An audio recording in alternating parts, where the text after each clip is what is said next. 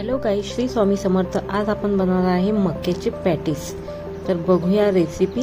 यासाठी मी असे मक्के घेतलेले आहेत आणि याला आपल्याला आता छान याचे दाणे काढून घ्यायचे आहेत। सगळे दाणे आपण आता याचे काढून घेऊया, सोलून घेऊया। बघा, सगळे दाणे काढून झालेले आहेत। आता हे दाणे आपल्याला असेच मिक्सरमधून थोडेसे आबडधोबड वाटून घ्यायचे आहेत, म्हणजे जास्त बारीक पेस्टही नको आणि असे आबडधोबड वाटून घ्यायचे आहेत। तर बघा, असे मी हे वाटून घेतलेले आहे।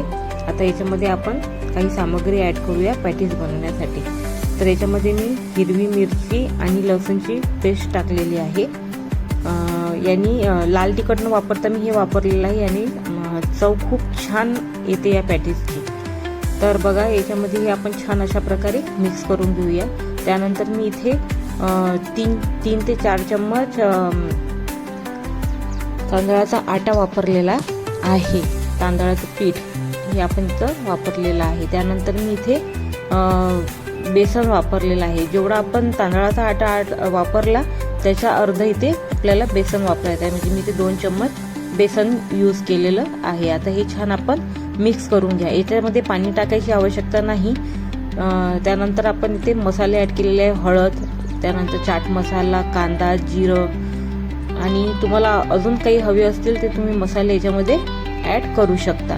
तर बघा, अशा प्रकारे हे सगळं आणि चवीनुसार मीठ हे सगळं मी इथे ऍड करून छान एकजीव करून घेत आहे।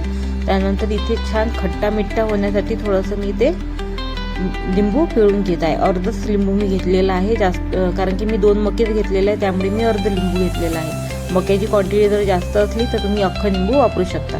तर बघा, याच्यानंतर मी इथे हे जे पॅटीस आहे मी आपल्या अप्पे पात्रामध्ये बनवत आहे।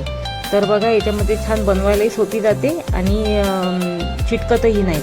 तर अशा प्रकारे मी याचे गोळे करून आधीच त्या अप्पे पत्रामध्ये थोडे थोडे तेल टाकून घेतलेले आहे आणि सगळे गोळे आपण असे याच्यामध्ये बसवून घेऊ। आणि वरून वाटलंच तर तुम्ही थोडंसं तेल सोडू शकता आणि नाही सोडलं तरी चालेल। तर बघा, अशा प्रकारे मी इथे हे छान आता वरून चपटे करून घेत आहे। तर अशा प्रकारे हे चपटे केल्यानंतर याच्यावर थोडं तेल तुम्ही टाकू शकता। तो ऑप्शनल आहे, तुम्हाला टाकायचं असतं तर टाका, नसेल टाकायचं तर नका टाकू। तर बघा, अशा प्रकारे हे मी छान मोठ्या गॅसवर, मीडियम गॅसवर, जास्त मोठ्या पण नाही, मीडियम गॅसवर आपण हे छान फ्राय करून घेऊया। असे गोल्डन झाल्यानंतर याची साईड आपण पलटून घेऊ शकता, म्हणजे ते एक साईड झालेली आहे असं आपण समजू शकतो। त्यानंतर आपल्याला अशा प्रकारे एक एक करून हे सगळे पलटवून घ्यायचे आहे, म्हणजे आपली एक साईड आपली याची छान शेकल्या गेलेली आहे, एक साईड आपली झालेली आहे। आता आपण दुसरी साईड करून घेऊया। तर अशा प्रकारे हे पॅटीस आपण इथे पलटवून घेतलेले आहेत। आता याला तुम्ही अप्पे म्हणू शकता, मी पॅटीस नाव दिलेलं आहे। तर बघा, अशा प्रकारे हे छान गोल्डन तयार झालेले आहेत आणि खायला एवढे छान लागतात, तुमचं एका ह्याच्यामध्ये मन भरणारच नाही। तर हे तुम्ही चिंचेच्या चटणीसोबत खाऊ शकता किंवा पुदिन्याच्या चटणीसोबत खाऊ शकता किंवा टोमॅटो सॉस सोबत खाऊ शकता। तुमचा जो आवडीचा पदार्थ असेल त्याच्यासोबत तुम्ही हे खाऊ शकता किंवा तसेही तुम्ही खाल्ले तरी हे चांगलेच लागेल। तर आजची रेसिपी तुम्हाला कशी वाटली नक्की कळवा। पुन्हा भेटूया नवीन रेसिपीसोबत। श्री स्वामी समर्थ। जय जय स्वामी समर्थ।